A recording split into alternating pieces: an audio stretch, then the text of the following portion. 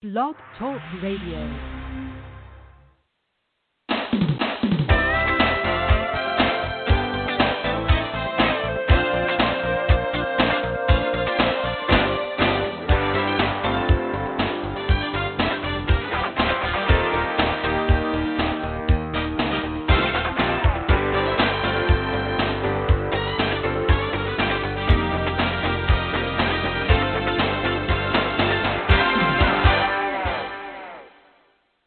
My name's Davida Shinsky, and you're listening to Live Without Limits from the Blog Talk Radio Network.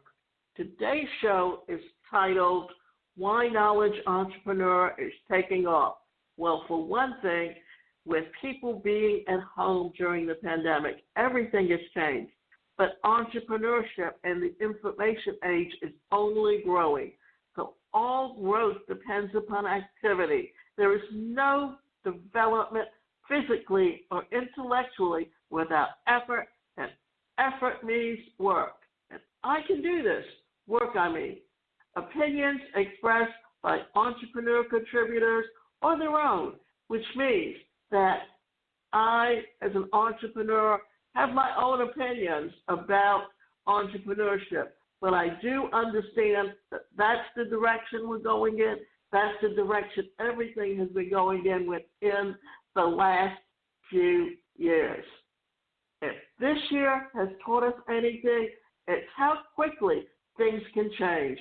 As much as we've seen the way we live and work upended over the last 6 months, we've also seen new opportunities emerge, especially in the realm of entrepreneurship. One promising area for those looking to start a business is sharing and selling skills of knowledge online. In early 2019, the online course market was forecast to be worth $300 billion by 2025, and the coronavirus has only accelerated that timeline. Layoffs, furloughs, and changes in work structure have prompted more people than ever to take their careers into their own hands.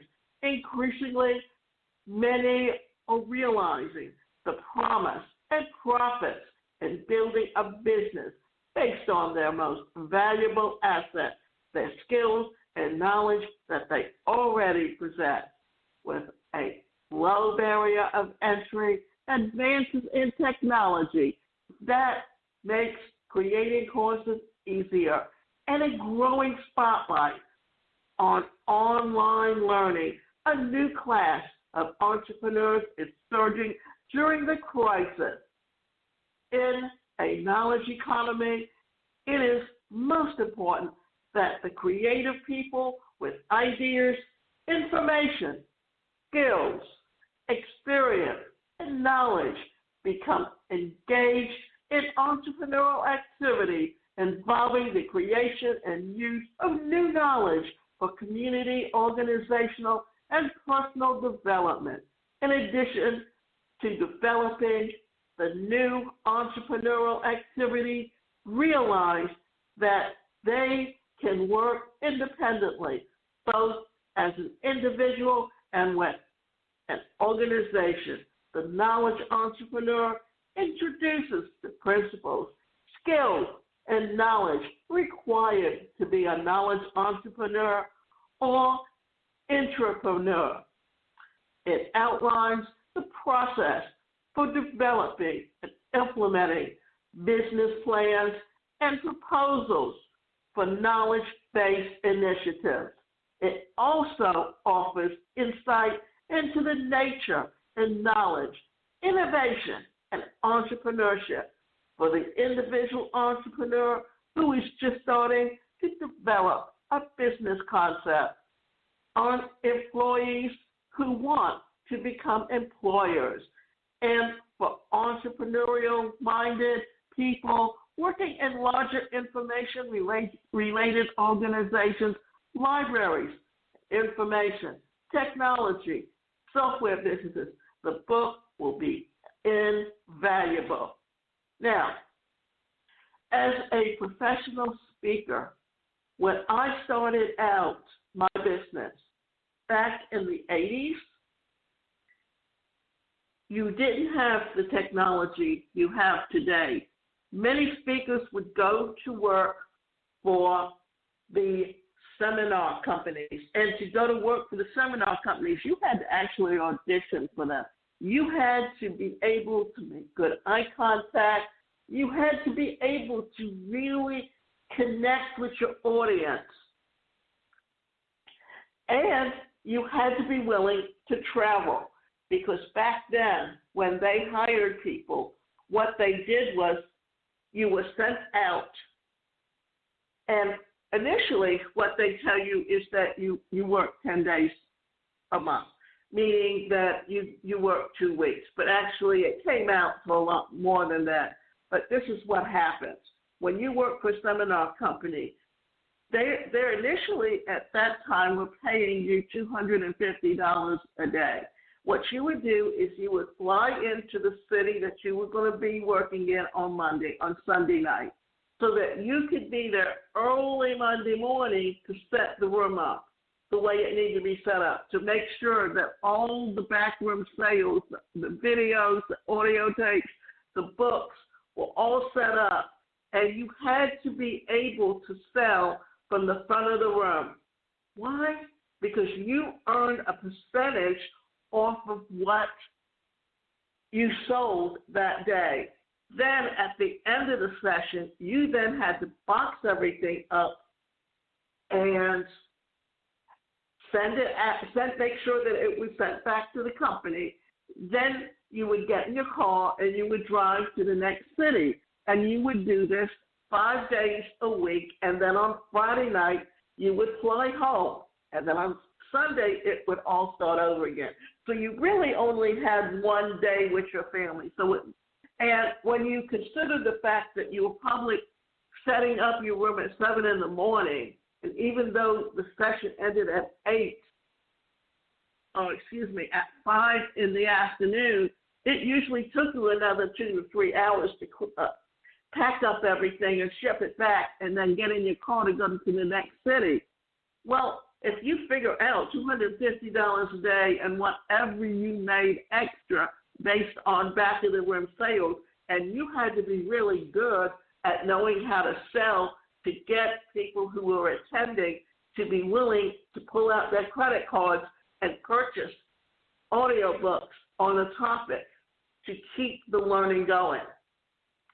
Well, as technology has evolved, those particular companies have gone by the wayside, because now, and it also goes back into prior to, in that in the 90s when corporations started to merge and cut back on upper management and middle management positions, they were no longer needing to bring in or send their employees off campus to get training. They could do it in-house.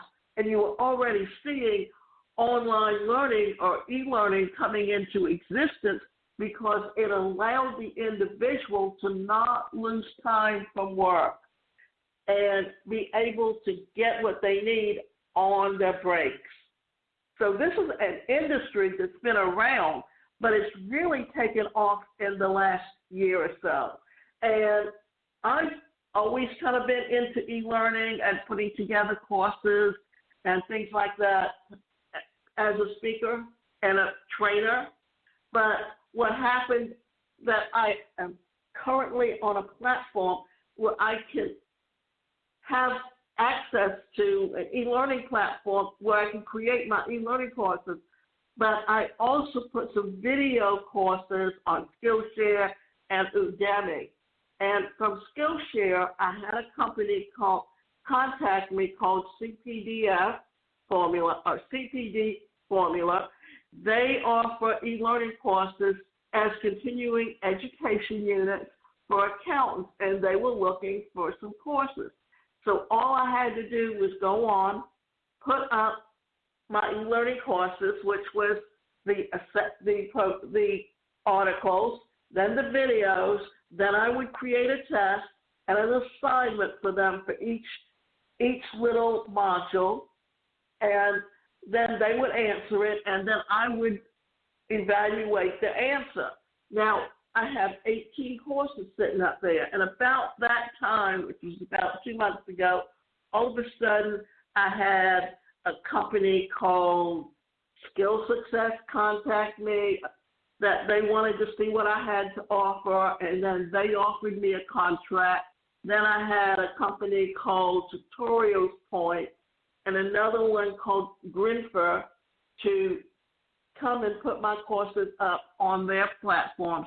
And recently I was invited to participate in a summit on the laws of attraction, and that particular platform also has an opportunity for me to post my e-learning courses.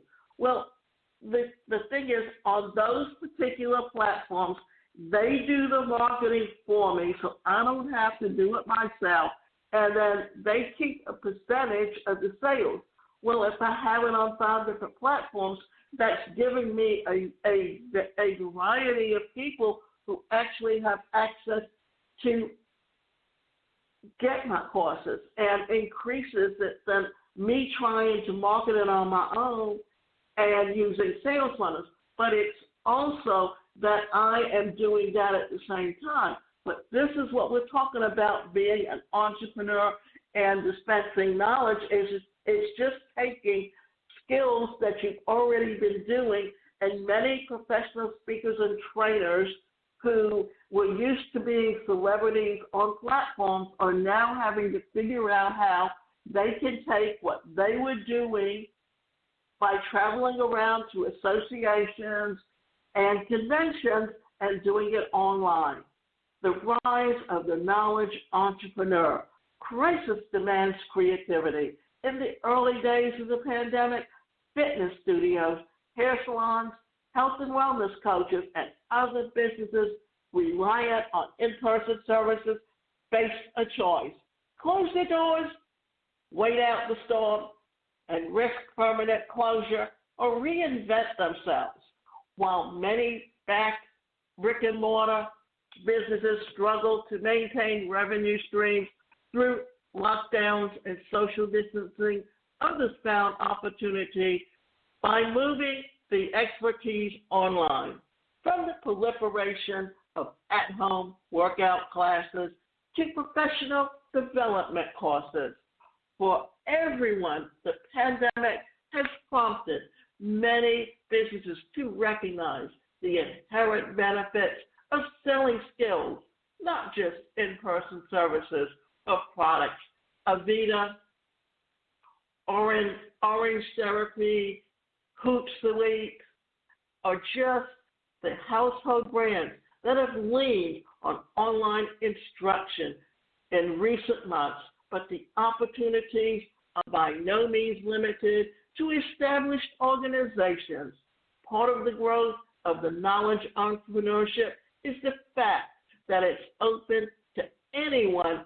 A knowledge entrepreneur doesn't have to be an expert, a celebrity, or have the backing of an established business.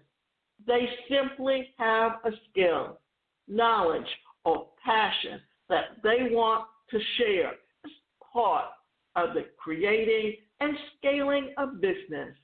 This is particularly appealing at a time when people who may have previously been afraid to take the plunge into entrepreneurship are more emboldened to do so with the current job security in question.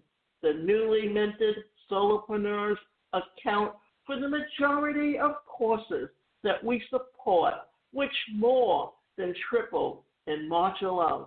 Whether it's turning a passion for guitar into passive income, or building an entrepreneur on teaching the ins and outs of Excel, we're seeing real, everyday people start viable businesses grounded in their own interests and expertise. Now, what I'm going to do is what I'm actually doing is working on a course called Home-Based Business Masterclass, Create Multiple Streams of Income. And I'm talking about freelancing, and then I also have a course on freelancing as a copywriter. So there are many different opportunities out there. It's just a matter of knowing what your expertise is, how to take that expertise and create it into a viable business. As a career coach, what I do is I'm a career and personal development strategy coach, which means I help people put together a strategy to build a business. And I've been focusing on mainly lately on building an online business and using the different digital marketing tools to grow that business, and also how to build your presence online. So that is all skills that people need to learn, because people are used to the old traditional marketing, which is advertising in a newspaper or advertising on television or advertising through flyers. But there is a system that you need to learn in order to build an online business that works today. Democratizing entrepreneurship by investing, investment, product, and distribution. Starting a business was challenging even before the pandemic.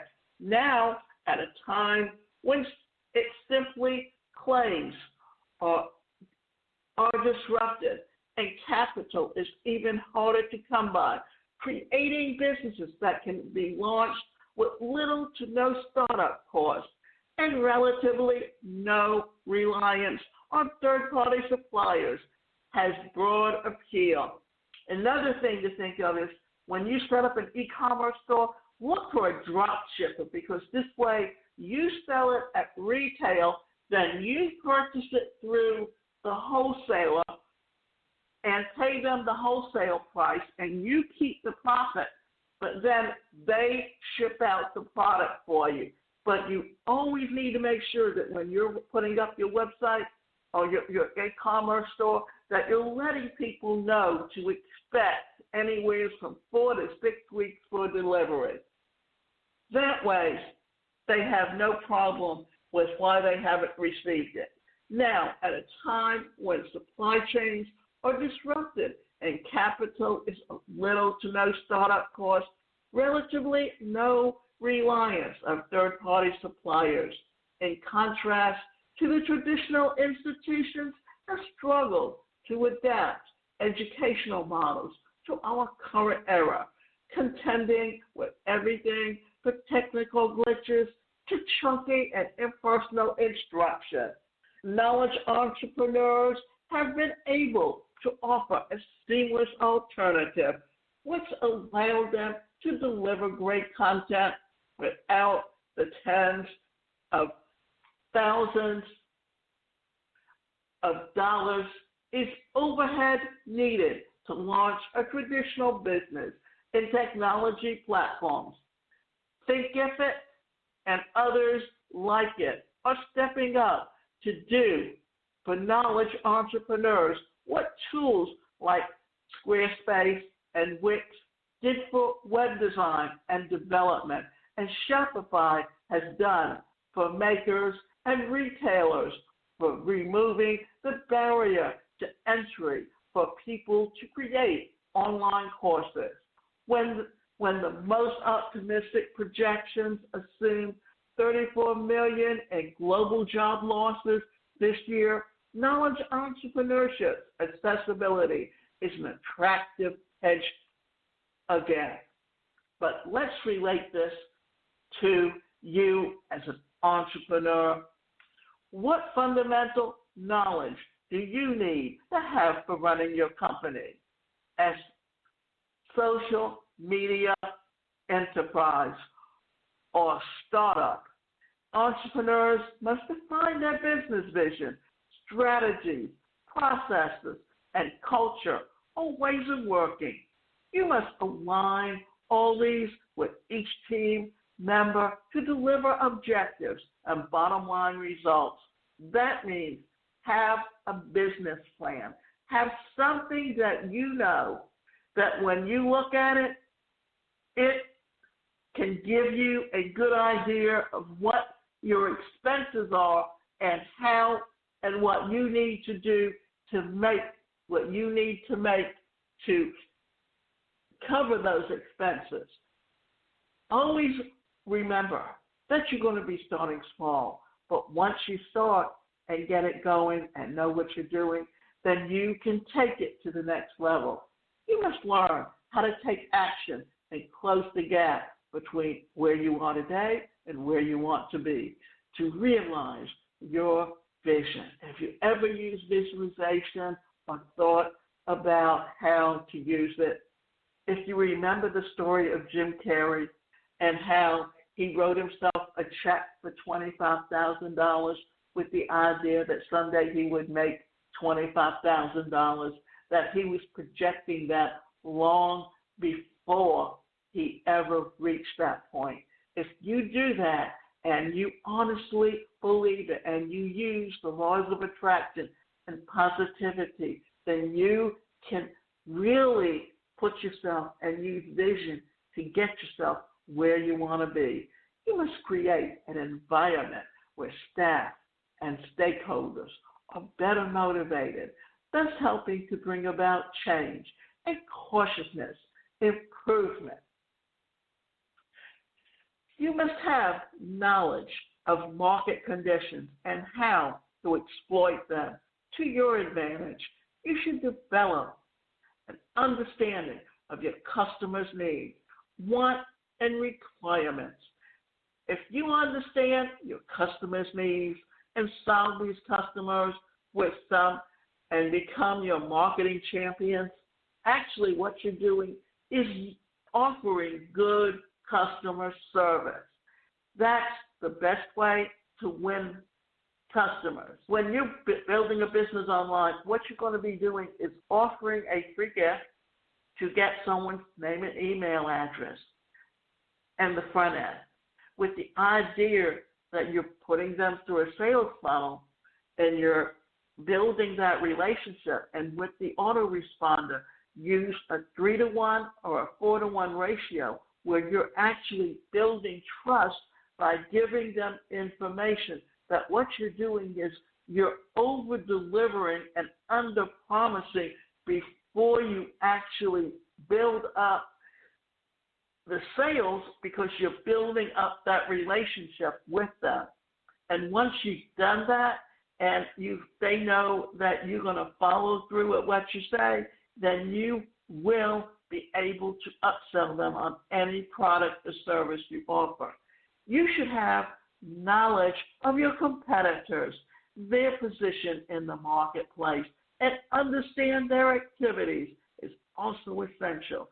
Knowledge of the local culture is also key to your setting up a new part of your business in a country other than where you live. As an entrepreneur, you should be able to manage P&L tightly and be able to evaluate opportunities versus risk. You should have knowledge of your own strengths and weaknesses, so when you start to recruit, you can compensate for these. That's where assessment profiles come in, because I have used the DISC profile, and I'm going to give you a little synopsis of it. The D is the dominant personality, and that's the person that can look at their environment and they really believe they actually can control it to an extent. Then you have the person has very good interpersonal skills. That's the I. And that person can get along with everyone and anyone and talk to them at any time, even in a party, and conduct business. The steadiness personality, that's someone that can literally sit at a desk and do the research work. And if they work for a company and the company has a manual and the manual literally tells them how things should be done, then they're going to literally do it exactly how the expectations are. And then you've got the conscientious personality, and that person is someone who questions everything. and they want to know all the details before they make a decision. We all have these within us. Some are our strengths, and they're above the midline. Some are below the midline. Then you also have the perfectionists, too, that fall in there. But if you understand whether it's the DISC or the Myers-Briggs or even the color scale, that they all discern different behavioral patterns and which are our strengths. And understanding that can help you to begin to assess where you come from and what it is that you do best. And remember, all of us are unique and have different qualities, things that make us who we are today. And above all else, entrepreneurs need to be able to instill in others their thirst for knowledge and learning. I think that this is the lesson that we learned from the Japanese automotive industry. All employees have the capability to be knowledge workers and problem solve, be creative, and push the boundaries if they are given a supportive environment to work in where they feel needed, valued, and appreciated. And what that means is we live in an era where you want to be able to bring out the best in everyone, helping them understand where they come from and what area of expertise is theirs, how they can utilize their skills to work out the best. And remember this, it's up to you as the individual to learn, to grow as a business and understand how to utilize your expertise. That we've been moving in this direction for at least the last 30 years. I can remember when I first started doing my podcast, I remember saying jobs that existed 10 years ago don't exist today. Jobs that exist today didn't exist 10 years ago, and there will be jobs that have been invented that haven't, there'll be jobs that haven't been invented yet. So if you look back over the last 30 years, that is true. If you look at the fact of what is a graphic designer today, well, they're your web designers. What's a secretary that works for a company? Well, they're now those virtual assistants. And then you have your social media managers, and you have your different positions, that titles and things that people used to do in the past. Now, today, you see a lot of software development. When you think about it and you look back at Steve Jobs and Bill Gates, they may not have finished their degrees, but they also created the industries that they're in. Those industries didn't exist, and there were no degrees in those industries when they were in college. But I remember over 30 years ago, what my sister was doing was learning how to do DOS, and that was off of the big computers, and that was because they hired people who were deaf to work computers because they made so much noise. But today, working on a computer is so simple and so easy, and those platforms that have the tools that even those that you can build a website so easily just by pulling in certain pictures that can really help you build a beautiful website today. And remember, you can go to our website, and that's the #1 personalcareercoach.com, and you can sign up for both individual and group coaching, or you can go online and take my courses.